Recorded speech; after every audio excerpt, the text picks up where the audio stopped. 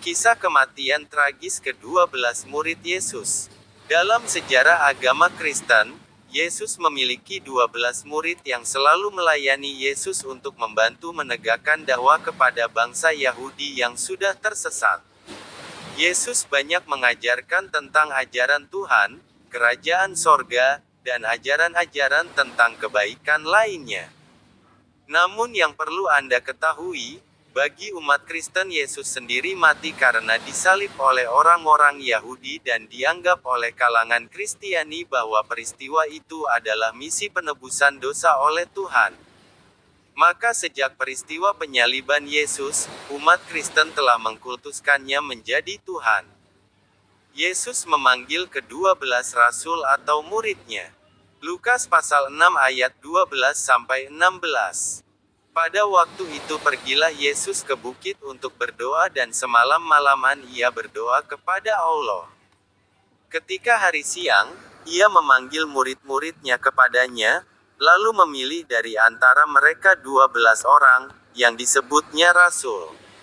Simon yang juga diberinya nama Petrus, dan Andreas saudara Simon, Yakobus dan Yohanes, Filipus dan Bartolomes, Matius dan Thomas, Yakobus anak Alfeus, dan Simon yang disebut orang Zelot, Yudas anak Yakobus, dan Yudas Iskariot yang kemudian menjadi pengkhianat. Tidak sampai di situ saja, sepeninggal kematian Yesus, ternyata para murid-muridnya pun mengalami tragedi-tragedi yang sangat mengerikan. Kisah kematian murid-murid Yesus pun berakhir dengan tragis. Berikut kami rangkum kisah tragis kematian 12 murid Yesus. 1. Petrus. Nama asli Petrus adalah Simon. Petrus adalah murid Yesus yang banyak disebutkan di dalam Alkitab, dan telah menjadi juru bicara secara tidak resmi dari murid-murid Yesus yang lain. Kematian Petrus dikisahkan bahwa ia dibunuh dengan cara disalibkan secara terbalik dengan posisi kepala di bawah. 2. Andreas. Andreas merupakan saudara dari Petrus. Andreas merupakan salah satu penginjil di masanya. Kematian tragis yang dialami Andreas yaitu, dia mati disalib dengan posisi membentuk huruf X. 3. Matius. Matius adalah salah satu murid Yesus yang sering mencatat semua perkataan-perkataan Yesus ketika masih hidup. Menurut sejarah Matius mati karena disiksa kemudian dibunuh menggunakan pedang di daerah Ethiopia. 4. Yakobus. Yakobus merupakan saudara tiri dari Yesus dan pemimpin gereja di Yerusalem. Kematian yang dialami Yakobus juga cukup mengenaskan. Yakobus mati karena dirajam dan dilemparkan dari puncak bumbungan Bait Allah di mana tempat saat Yesus pernah digoda dan dicobai oleh setan pada masa hidupnya. 5. Yohanes.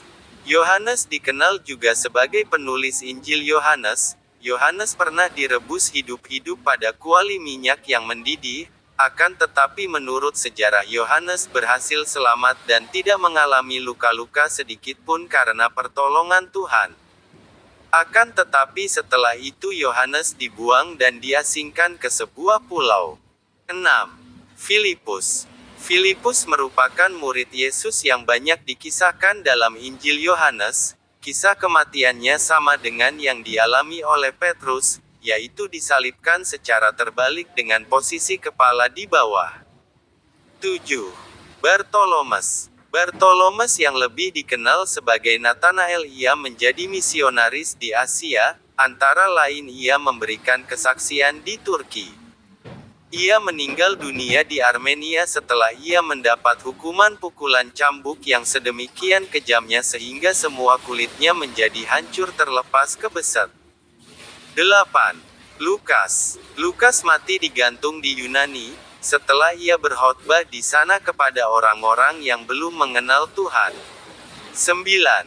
Markus. Markus meninggal dunia di Alexandria, Mesir, setelah badannya diseret hidup-hidup dengan kuda melalui jalan-jalan yang penuh batu sampai ia menemukan ajalnya. 10. Rasul Thomas. Kematian Rasul Thomas yaitu dieksekusi dengan cara ditusuk oleh tombak di India. 11. Yudas. Yudas saudaranya dari Yesus dihukum mati dengan panah, karena ia tidak bersedia untuk mengingkari Yesus. 12. Yudas Iskariot. Matius pasal 27 ayat 1-5. Ketika hari mulai siang, semua imam kepala dan tua-tua bangsa Yahudi berkumpul dan mengambil keputusan untuk membunuh Yesus. Mereka membelenggu dia, lalu membawanya dan menyerahkannya kepada Pilatus, wali negeri itu. Pada waktu Yudas, yang menyerahkan dia, melihat bahwa Yesus telah dijatuhi hukuman mati, menyesallah ia atau Yudas. Lalu ia mengembalikan uang yang 30 perak itu kepada imam-imam kepala dan tua-tua. Dan berkata, "Aku telah berdosa karena menyerahkan darah orang yang tak bersalah." Tetapi jawab mereka, "Apa urusan kami dengan itu? Itu urusanmu sendiri."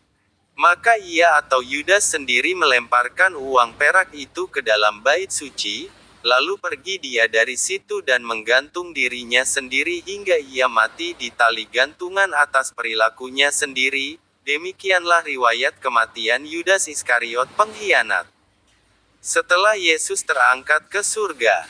Kisah Para Rasul pasal 1 ayat 15-26. Pada hari-hari itu berdirilah Petrus di tengah-tengah saudara-saudara yang sedang berkumpul itu, kira-kira 120 orang banyaknya, lalu berkata, "Hai saudara-saudara, haruslah genap nas kitab suci, yang disampaikan Roh Kudus dengan perantaraan Daud tentang Yudas, pemimpin orang-orang yang menangkap Yesus itu. Dahulu ia termasuk bilangan kami dan mengambil bagian di dalam pelayanan ini. Yudas ini telah membeli sebidang tanah dengan upah kejahatannya, lalu ia jatuh tertelungkup, dan perutnya terbelah sehingga semua isi perutnya tertumpah keluar. Hal itu diketahui oleh semua penduduk Yerusalem, sehingga tanah itu mereka sebut dalam bahasa mereka sendiri, Hakaldama, artinya tanah darah. Sebab ada tertulis dalam kitab Mazmur, biarlah perkemahannya menjadi sunyi, dan biarlah tidak ada penghuni di dalamnya, dan biarlah jabatannya diambil orang lain. Jadi harus ditambahkan kepada kami seorang dari mereka yang senantiasa datang berkumpul dengan kami selama Tuhan Yesus bersama-sama dengan kami. Yaitu mulai dari baptisan Yohanes sampai hari Yesus terangkat ke sorga meninggalkan kami, untuk menjadi saksi dengan kami tentang kebangkitannya."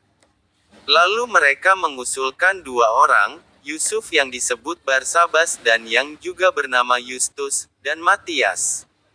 Mereka semua berdoa dan berkata, "Ya Tuhan, Engkaulah yang mengenal hati semua orang, tunjukkanlah kiranya siapa yang Engkau pilih dari kedua orang ini untuk menerima jabatan pelayanan, yaitu kerasulan yang ditinggalkan Yudas yang telah jatuh ke tempat yang wajar baginya." Lalu mereka membuang undi bagi kedua orang itu dan yang kena undi adalah Matias dan dengan demikian ia ditambahkan kepada bilangan ke-11 rasul itu. Dan kisah kematian Rasul Yesus yang bernama Matias ini pun sangat tragis. 13. Matias. Matias, pengganti dari Yudas Iskariot mati dihukum rajam dan akhirnya dipenggal kepalanya. Demikianlah kisah kehidupan dan kematian ke-12 Rasul Yesus yang sangat tragis. Dukung terus channel ini, hanya dengan cara tekan tombol subscribe, like, komen, dan bagikan video ini di berbagai grup dan media sosial teman-teman di sana. Terima kasih, Tuhan Yesus memberkati, dan sampai jumpa di video selanjutnya.